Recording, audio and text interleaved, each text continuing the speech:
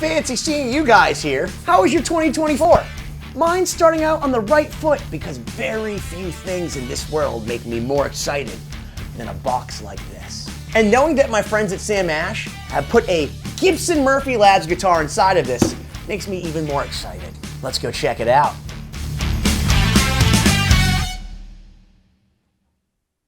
If you'd asked me 6 months ago what my New Year's resolution would be, more Gibson boxes showing up to the door.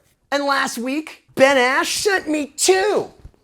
The first one was the beautiful Gibson SG, and if you haven't seen that video, go back and check it out. The second was supposed to be a mystery guitar from the Murphy Labs. But before we dive into what's in this box, I want to say a heartfelt thank you to everybody who's subscribed, who watches all of these videos. You guys rule. 2023 was awesome, and I cannot wait to make some awesome videos for you guys this year. With your help, if there's things that you want to see or questions that you have or video ideas, put them down below. I read your comments, every single one, literally every single one. So let me know what you want to see. I am constantly getting that you either look or sound like somebody else other than me. There's some pretty unanimous feelings about my identity. It's nice to see Shaggy found something to do after the team broke up. Unrelated, but your voice has potential to do a super good Shaggy impression from Scooby-Doo. Zoinks! Charlie Day gets into guitars. I don't know anything about bird law, but I do know about guitars. You remind me of Charlie Day explaining the mail. Sounds like Charlie talking to the gang about guitars. It's like Shaggy explaining something exasperatedly to Scoob. Pepe Sylvia, look in this box. It's Pepe Sylvia. This dude kind of sounds like Steve-O. Not a lot of those, but a few. Zoink, Scoob! That's some spooky tone! Did someone smash Charlie Day and Shaggy together? If you want to say that I am solving capers with my talking dog as I get super baked with all my friends, guilty as charged. Charlie actually does talk to me in puppy language. And as far as Charlie Kelly, Charlie Day, Always Sunny in Philadelphia is one of my favorite shows. Someone actually wrote, who knew Charlie Kelly, Day, had a cool twin brother? The irony being that I actually have a twin brother. His name is Brian, and we definitely used to run around singing, Day Man! Maybe one day Charlie Day could come down and we could do a thing together. Hey, Charlie, what do you think? We could do some Charlie work. Even name my dog Charlie. Isn't that awesome when people name their dogs your name? It's cool. Dude is still going through puberty. I will say that at 41, I do have hair growing in different places I didn't know before, like my ears. It's gross. Please don't kill me. You're safe. Thanks, Ben Ash. I really appreciate you sending me this. Oh wait, did you actually think I was gonna wait to figure out what guitar they sent me? You're crazy, man. Feast your eyes on this beautiful thing. This is a ultra-light aged 1958 custom shop reissue from Gibson. And I'm not gonna go into a giant soliloquy about why 1958 was cool. In fact, I've done a bunch of videos lately about the PAF humbuckers. So I'm gonna assume if you're still watching that you are also drooling over this beautiful guitar. Depending on where you go online, it's between $5,800 and $6,800. I am not one that is fundamentally into the idea of aging a guitar. I can do it myself. I saw an interview with Tom Murphy recently saying that he takes this trusty set of keys that he has in his pocket and he dings and dangs guitars to the point where it works so well that he's now given the same set of keys to everybody on the Murphy Lab team to do the same thing. I have keys. I make bad decisions and am absolutely incredulously klutzy. So for me to pay more for an aged guitar at first just seems stupid. And I know that my buddy Paul Lorenzo, the drummer from my band Lost Symphony, thinks the same thing. In fact, Paul is not the guy that would ever spend $6 to $7 grand on a guitar, especially if it was aged. Which is why I put the guitar in Paul's hands as he walked downstairs and didn't tell him much other than it was expensive. Check it out. So here's Paul the other night, his first reactions to this guitar. Feels comfortable. It's a thick neck, but it doesn't make my hands feel like they get tired or anything from stretching. I have small hands, so. I mean, my custom has a thick neck too. I'm not sure if it's quite this thick. It's similar, but this one is a little bit more rounded on the edges. Like you said, it's a little bit more comfortable to get your hand around. I'm just not used to checking out the aged thing. So it looks like a used guitar. I'm like, oh, but it's new, but it's kind of like... Not only is it new and it looks used, you actually pay more for it new. Right? You know, it's kind of like buying distressed jeans. I mean, that's cool. It makes sense. Yeah, it sounds... Get a good bite to it. I like the little cover back here. That's fancy.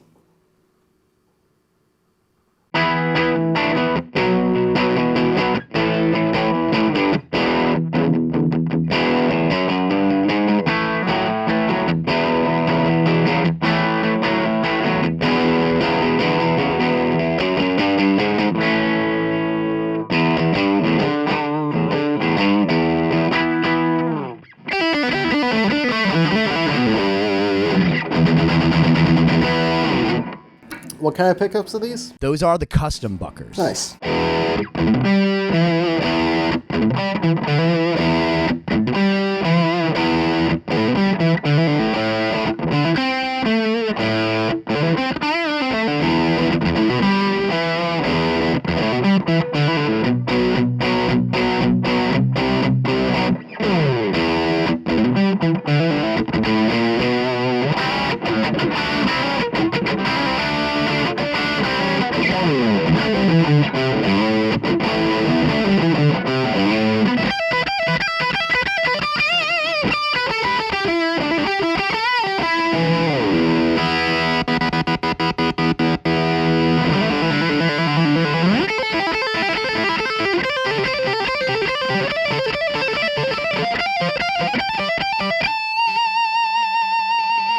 So I'm gonna pay more for a used guitar. In fact, I wish I had got this on camera because I gave the guitar to Paul just before I turned on the camera. And he starts looking at it and he goes, oh, does this have checking in it? Like, he didn't know. The irony is that Paul has a 1986 Les Paul Custom. I've been trying to trade this guitar for years. Paul will not trade it. When I told him what this guitar was, he kind of looked at me and snubbed his nose. And I said, would you trade this for your Les Paul Custom? And understand whether this is worth more or not. Paul has said no to everything. And he looks at me and goes, I think that might be one of the best Les Pauls I've ever played. I would trade the Custom for this. And other than my prototype Les Paul, there wasn't one in my collection that Paul liked more than this Les Paul. In fact, when he first picked it up, he went like, and looked down startled because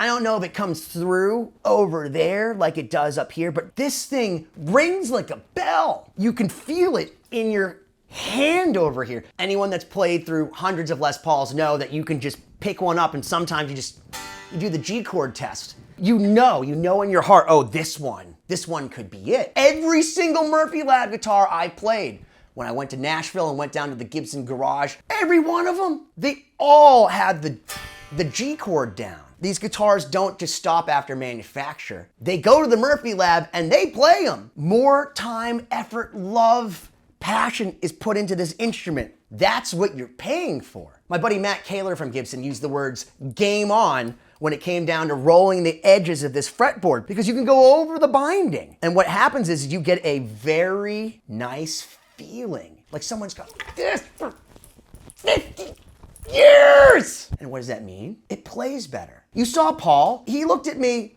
10 times, just like, this feels so good. Yeah. There's certainly a diminishing returns between a $3,000 guitar and a $5,000 guitar and a $6,000 to $7,000 guitar. But if you can feel the difference, this is the guitar for you. Let's take a look at this thing. So you have a plain Jane 2-piece bourbon burst maple top. This is how most 58 Les Pauls looked. You got 2 custom buckers, which we're gonna get into because I haven't played these guys before on any demo for you. You got an Indian rosewood fretboard. You got these beautiful kind of tall, thin frets that came historically accurate on a 58, which feels awesome to me. You see that? You see all the checking on this guitar? Look at this. Look at the back of this beauty. You got all kinds of check marks, stretch marks. This comes with battle scars right out of the box. Look at this top. You got dings and dangs. It really, really looks just like a 1958 Les Paul that had been babied. The first thing I was kind of curious about is what's up with these custom buckers? Because we've talked about the 57s, we talked about the burst buckers, the 490, 498. All of those are supposed to be based on the PAF. But most of them use Alnico 2 or Alnico 5 magnets, and they're all wax potted. These custom buckers use Alnico 3 magnets, and they're not wax potted. The custom shop says that these are the most historically accurate recreations of the PAF. Where did all of a sudden this Alnico 3 magnet? Is it like a number 2 pencil? Do I fail the SATs because the whole Scantron didn't go through because I used a number 3 pencil? I'm confused! So I think I need to phone a friend. Hello, Benny. Hey, Jim, how are you? I'm doing great. How about you? Well, I'm filming this episode. I'm confused. Hang on just 1 second. Let me interrupt. Hang on. Hey, Slash, get back to work. Quit fooling around now. Okay, all right. Was he still cleaning the bathroom? Did he do a better job this week? Yeah, he wasn't on bathroom detail this time. I'm playing this 1958 Gibson R8 reissue from the Murphy Lab, and it has these custom buckers. And, you know, it says that they're the most accurate recreation of the PAF. Is this true? And can you explain the difference between the Alnico magnets? The custom buckers would be considered generally our most accurate PAF. If you get, 4 or 5 different 59 Les Pauls and you spec them all out, they're all going to vary slightly. So what we try to do is go after a character and not any one particular pickup. With the custom buckers, part of that character is the Alnico 3 magnets. And the Alnico 3 has less magnetic pull than the 2 or the 5. That results in a little bit lower output and a little bit cleaner output. But the magic happens for those players who like that. Now they open their amp up. So now you have a different response than if you would have had hotter pickups driving your amp heavier on the front end, right? Yes, indeed. So that's kind of the character those PAFs had back then. When Seth Lever designed the humbucker, he just wanted a pickup that didn't hum, right? So that's how that came about. They had to buck the hum. To buck the hum. A P90, would nominally have 10,000 turns of 42 gauge wire. So he just said, well, I'll make 2 smaller coils and put 5,000 on each. He wasn't trying to change the sound necessarily. He was just trying to get rid of the hum. Since then, a lot of things have changed because of technology advancements back in the day. They were using 3s for a long time. Then they went to 2s and 5s. 5s became more predominantly used in the early 60s as that alloy became more proliferated in the market. It wasn't an intentional change for tonal reasons as much as it was just for access to those materials. Since then, we've discovered the variations and subtleties and nuances that all these little things that changed over time impart, and that's where the magic happens, and that's where people's likes and dislikes can come up. So you say you like the sound of a 57 PAF versus a 59, and a 59's a lot hotter than, say, a 57. That could be, but then you could have 2 59s, and one of them could be hotter than a 57, and one of them could be weaker than a 57. There's just a lot of inconsistency. Variation. Yeah. I have 57s and burst buckers and all these things that are potted, and they're supposed to be, I guess, PAF reproductions. And then meanwhile, we have a non-potted pickup. What's even the difference? Back in the day, they didn't wax pot pickups. There was just no need when people were playing clean. As time progressed and, rock and roll progressed and tones got hotter and louder and all that, then they discovered, waxing pickups like they do in transformers keeps the coils from vibrating, which is what induces that hum and the squeal. When the custom shop offers a guitar, like a R9 or R8 with custom buckers, those are not going to be potted just like they were back in the day. USA uses a burst bucker on a guitar. It'll be wax potted, whereas custom shop, it generally will not. And the reason why is because the client in general at USA is that player who expects it to be not able to feedback and squeal and so forth. You've just given me an absolute incredible amount of knowledge, Jim, and I want to say thank you so much for your time. And can you please send Slash and everybody over there? We're all fans at the Neurotic Guitarist. We'll do so. Appreciate it, Jim. All right. Happy New Year. Happy New Year to you as well, my friend. Take care, Benny. Cheers. Bye. Bye. Jim Decola, the head luthier at Gibson. Yeah, there you go. I heard it from the horse's mouth. The horse being Jim, and he's not a horse, but he's the man So I guess we have to go back into the studio and, plug it in. See what these custom buckers sound like if we can make some noise.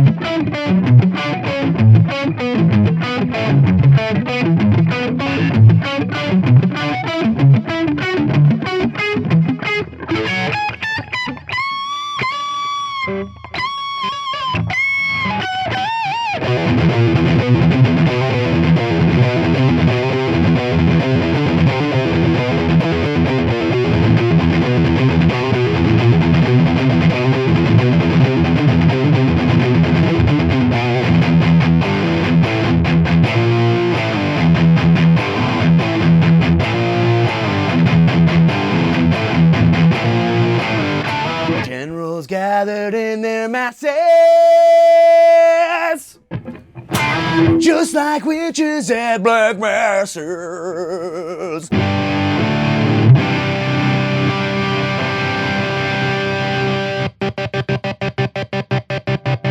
feel like that's an obligatory thing that you have to do on all Les Pauls to make sure that these both work. This thing sounds exactly what in my head this looks like it should sound like. As much as I am fundamentally not into maybe my guitar should come aged, someone should have to dang their keys against it, I cannot deny that every single Murphy Lab guitar that I have picked up has been magic in some way. It really plays and sounds as good as almost any guitar I've ever played in my life.